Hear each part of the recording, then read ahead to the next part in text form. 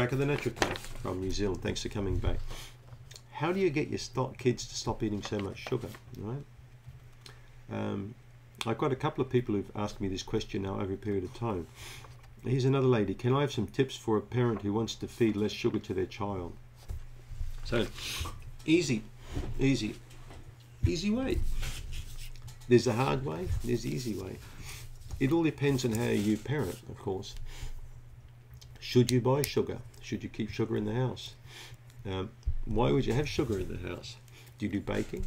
What's it for? What purpose does it serve? You can always put the sugar away. So there's two approaches I've got here.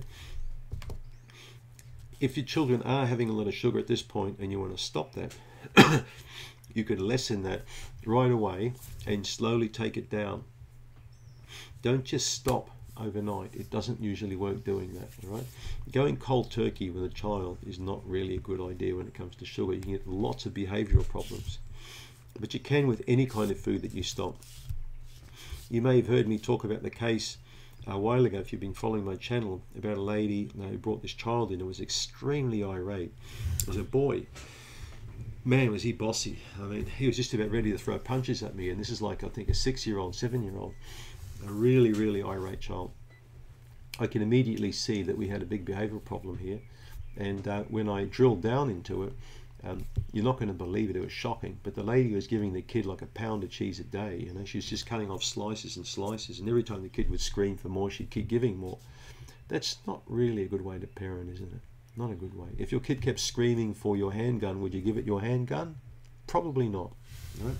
So, well, a handgun's not like a block of cheese, but I think you get my point, right? Drawing the hard line doesn't usually work, all right?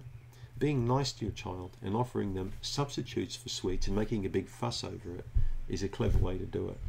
So one way to get children off sweets is by putting them into fruit, okay? So take them grocery shopping and show them the different fruits available and see what they like. Watch their facial expressions.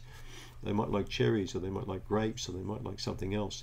When you get a child onto fruit, they won't want sugar anymore because they've got their substitute. It's right there, okay?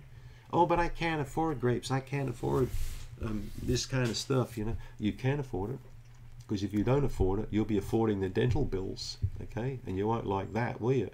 So look after these children's digestive systems and their mouths and immune systems by taking refined sugars out of the diet, all right, as much as you can, including breakfast cereals, snack bars, candy, you know, sodas, shakes, all that kind of crappy stuff that children really shouldn't have.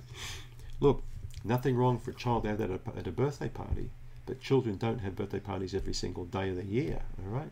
Every now and then, it's nice to have your cake and eat it too, but you can't have it all the time. My partner and I have got different friends, and we've got one friend who's got several children that are obese. And the sad thing is, the children are brought up on basically peanut butter and jelly sandwiches on white bread, lots of sodas. If you go to the refrigerator, there's always, you know, those large bottles of fizzy drinks those in the fridge. That's what they drink day and night, are just sodas. Now, her 26-year-old boy's got type 2 diabetes. She's had another boy in epileptic fits. It's sad, and they got rotten teeth, but she's a wonderful mother. But unfortunately, she hasn't got the funding, you know, to really look after these 6 children by herself. So the children end up on the, you know, the short end of the stick. They get basically whatever she can give them. It's lower socioeconomic. It's sad. I've tried to educate her and showing her that if she cooks, you know, it can be quite inexpensive to look at brown rice and vegetables, but of course it's too late now, because these guys are all grown up. They know what they want. They want sweet stuff, and they'll probably have that until they pass away. So the sooner you get into the habit with children of getting them away from large amounts of sweet stuff, the better. And you can do it with fruit. Fruit works usually quite well, especially if you eat the fruit. You can't be sitting in there with a Mars bar in your mouth giving a child an apple. That doesn't usually go down too well, does it? You'll probably end up getting the apple thrown at your head until you drop the Mars bar. So just be careful, all right?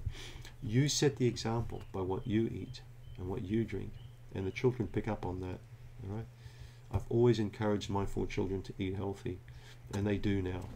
So Many of them, most of them go to the gym and exercise. They eat really good food. They don't drink or smoke.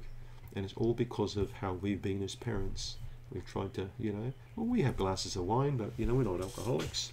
We have junk food, but, we don't have bags of chips every single day of the week.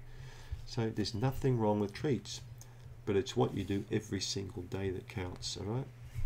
And the important thing is to always encourage your children to eat good food by setting the example yourself, because you want the best for your kids, all right? And you'll do that by encouraging them with your behaviors. I think you get that point, eh? There's lots of nice treats. Take them to the shop and let them have a look. And then pick up the packet and see how much sugar is in it. You'll be shocked. Over 70% of foods in supermarkets contain sugar. That's why I don't like buying a lot of stuff at the supermarket, apart from toilet paper, maybe, and soap.